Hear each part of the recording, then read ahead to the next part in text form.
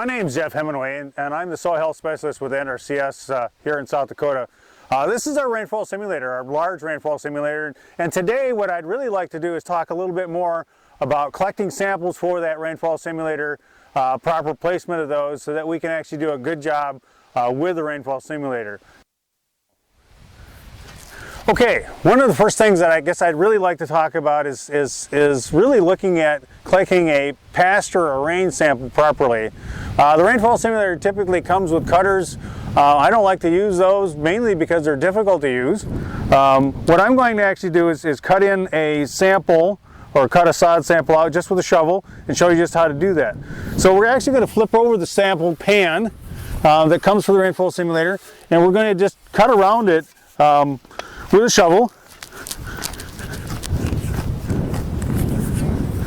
And you can see that I'm just, like I say, cutting around it with a sample shovel about down to, well, probably about 3 inches below the soil surface.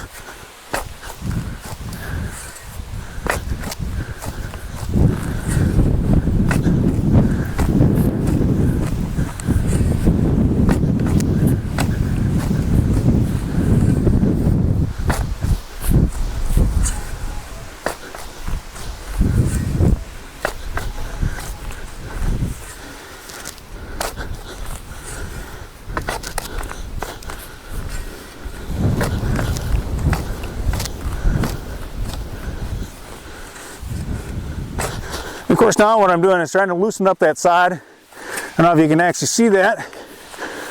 The sod is loosened up underneath.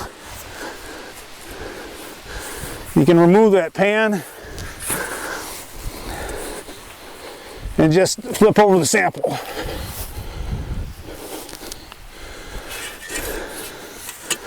Okay, what I'm trying to do now is I'm going to actually cut that sample down to really the height of the pan. It's a 2.5 inch pan.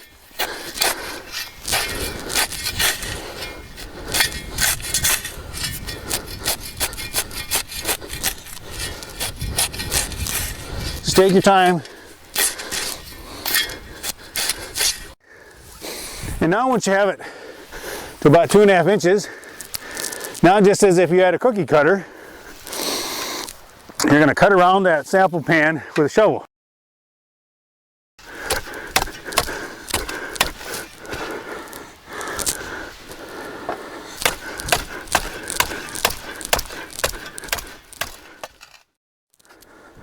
Pressing the pan down over the sod.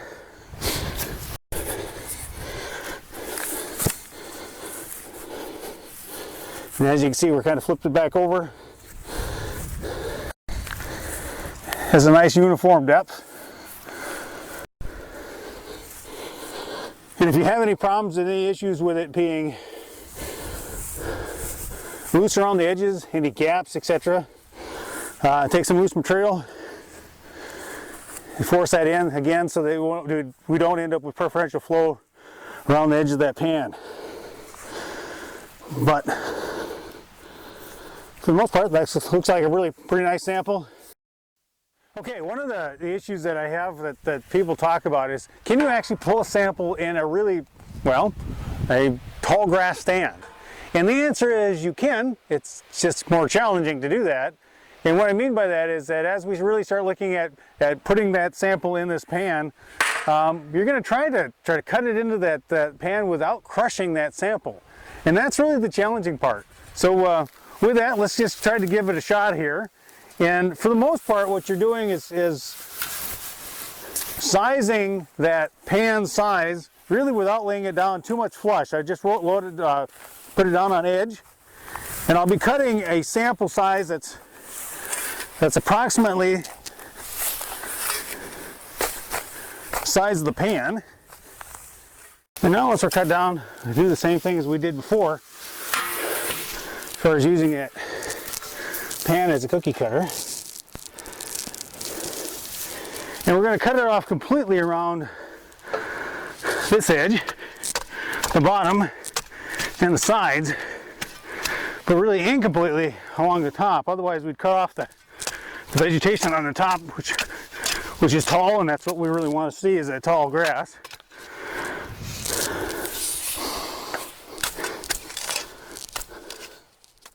then probably you're going to have to tear the side, that sod off along the side that was incompletely cut before. Again, pushing that back in the pan. And just as the other pan that we were talking about before, if there's any voids around the edges or anything else, make sure you take some loose material and put that back in. The challenge to properly take a sample in a no-till field might have to do with just cutting through that residue initially.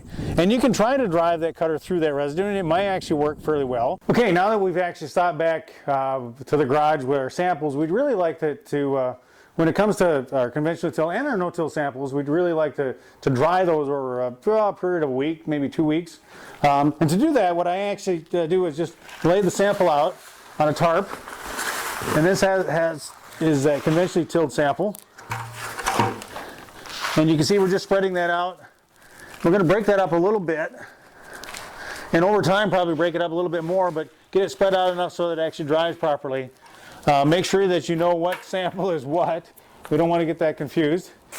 And if we use that same principle with our no-till sample, we're going to do the same thing. We're going to lay that sample out.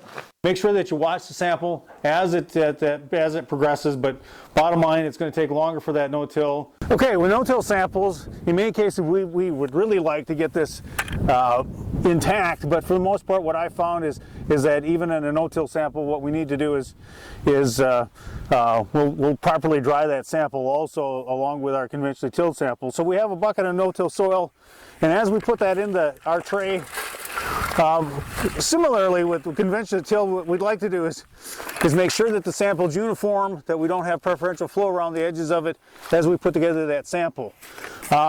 Seems like it's always a lot easier from my standpoint, especially when we've got good granular structure with the no-till sample, to get that in the pan so it reacts the way it's supposed to. One of the issues with our no-till samples, and you'll find this over time, is that as we get this put together, we need to put residue back on that surface. You can use it either from the field itself, or in this particular case, we'll put some clean straw that actually came off this field originally. It's at some point, it's not weathered yet. You can see that. But it's at some point when we actually put that residue on that sample, you can see there's a little breeze out here today. So putting together a sample and then getting it placed on a rainfall simulator like that is going to, well, take the headaches out of that sample.